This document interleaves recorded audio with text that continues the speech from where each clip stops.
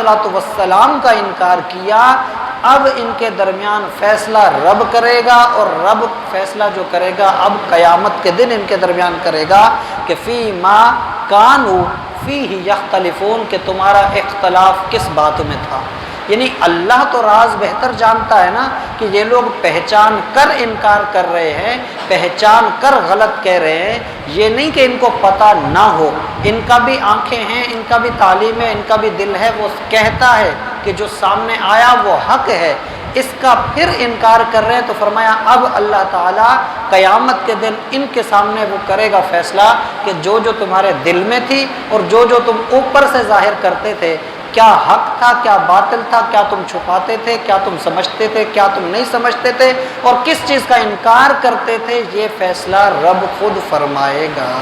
जाहिर सी बात है, जब रब फैसला करेगा, इनकार की गुंजाइश, बहाने की गुंजाइश, वहाँ अनजान बनने की गुंजाइश नहीं होगी। आज की इस आयत के अंदर कई सारे मसाइल हैं, उनमें से एक चीज़ ये भी है कि जब हक सामने आ जाए, सच्चाई सामने आ जाए, फिर उस वक्त उसका इनकार ये इंसान को तबाह कर देता है। बाज़ सूरतों में, बाज़ चीज़ों में कुफ्र है और अक्सर सूरतों में गुमराही है। मकसद ये है कि ये चीज़ इंसान को दूर ले जाती है।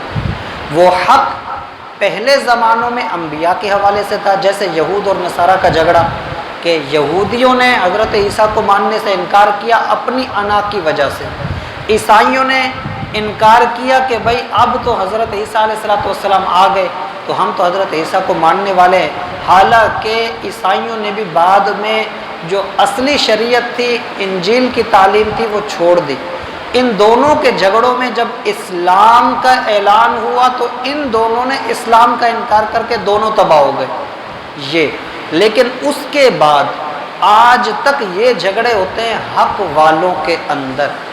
इंसान ऐसा नहीं है कि औलिया किराम को समझे ना, कुरान के अंदर औलिया की क्या शान है, पूरा कुरान इस पर बयान है। इसी तरह से अहादीस के अंदर क्या शान है औलिया की, पूरा कुरान है इस पर।